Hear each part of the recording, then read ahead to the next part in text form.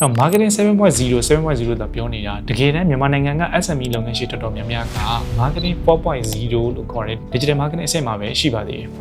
Okay မင်္ဂလာပါဆိုတော့ကျွန်တော်တို့ဒီနေ့ marketing 7.0 ကြောင်းနည်းနည်းလေးပြောရအောင်အဲ့တော့ marketing 7.0 ဆိုတာဘာလဲဘယ်လိုအလုပ်လုပ်တာလဲဘယ်လိုအချက်လက်တွေပါလဲဆိုတော့ဒီဗီဒီယိုလေးထဲမှာကျွန်တော်လေ့လာထားသမျှနားလည်အလွယ်ကူဆုံးဖြစ်အောင် sharing လုပ်ပေးပါမယ် marketing guru ဖြစ်တဲ့ Philip Kotler ရဲ့ marketing 7.0 စာအုပ်ထဲမှာအဓိကပေးချင်တဲ့ main concept ကကျွန်တော်တို့ AI technology နည်းပညာတွေကိုအသုံးချနေုံနဲ့မဟုတ်ဘဲနဲ့လူတွေရဲ့စိတ်တနည်းအားဖြင့် customer ရဲ့စိတ် mind ပြုမှု behavior ခံစားချက် feeling တွေကိုနားလည်တဲ့ mind centric marketing လုပ်ဖို့ပါအဲ့တော့ကျွန်တော်တို့ Facebook မှာကြော်ညာ ad တွေ run နေ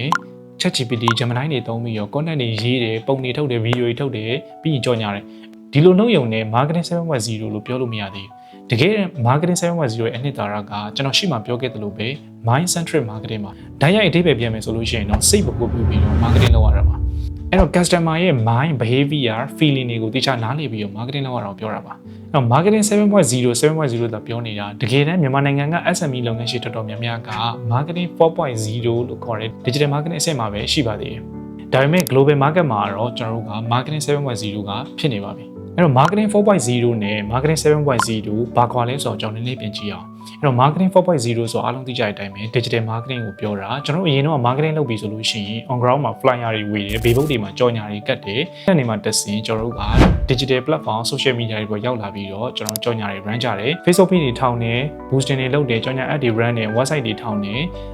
online ကနေပြီးတော့ customer ရှာလာကြတယ်အဲ့ဒီပုံစံက digital channel တွေကိုသုံးပြီးတော့ marketing လုပ်တဲ့အဆင့်မှာ marketing 7.0 ကျတော့ AI ပါလာပြီကျွန်တော်က AI ကိုသုံးချပြီးတော့ market research တွေလုပ်တယ် competitor analysis တွေလုပ်တယ်ပြီးရင် data ကိုကြည့်ပြီးတော့ decision တွေချတယ် customer တွေဘာကြောင့်ဝယ်လဲ customer တွေဘယ်လိုခံစားနေရလဲ customer တွေဘာတွေတွေးနေလဲဆိုတော့ဒါတွေကိုသေချာနားလည်အောင်လုပ်တယ် AI နဲ့ automation လုပ်နေရဆိုပေမဲ့အဓိကကတော့ mind centric marketing လို့ခေါ်တဲ့လူရဲ့စိတ်ခံစားချက်တွေကိုနားလည်အောင်လုပ်ပြီးတော့ marketing လုပ်တာပါပဲအဲ့တော့မြင်သာအောင်ကျွန်တော်ဥပမာလေးတစ်ခုနဲ့ပြပြပါမယ်အဲ့တော့ fashion sign တစ်ဆိုင်ရှိရဆိုကြပါစို့ဗျာ marketing 4.0 အရာဆိုလို့ရှိရင်ကျွန်တော်တို့က Facebook မှာဒါမှမဟုတ်တခြား social media platform တွေမှာကြော်ညာတွေ run ပြီးတော့ customer ရှာမယ် save ရအောင်လုပ်မယ်ဒါပေမဲ့ marketing 7.0 မှာကျတော့ AI algorithm ပါလာတာဖြစ်တဲ့အတွက်ဒီကြော်ညာလိုက်တဲ့ post က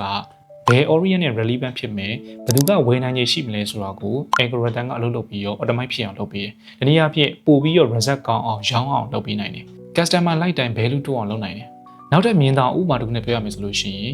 coffee ဆိုင်နှစ်ဆိုင်ရှိတယ်။တစ်ဆိုင်ကကြတော့ကျွန်တော်တို့ buy one get one ဆိုပြီးတော့ရောင်းတယ်။နောက်တစ်ဆိုင်ကကြတော့ကျွန်တော်တို့ကဒီ coffee ကတင်ရတဲ့နေ့တာ productivity ကောင်းမှုအတွက် energy ပေးစွမ်းနိုင်တယ်ဆိုပြီးတော့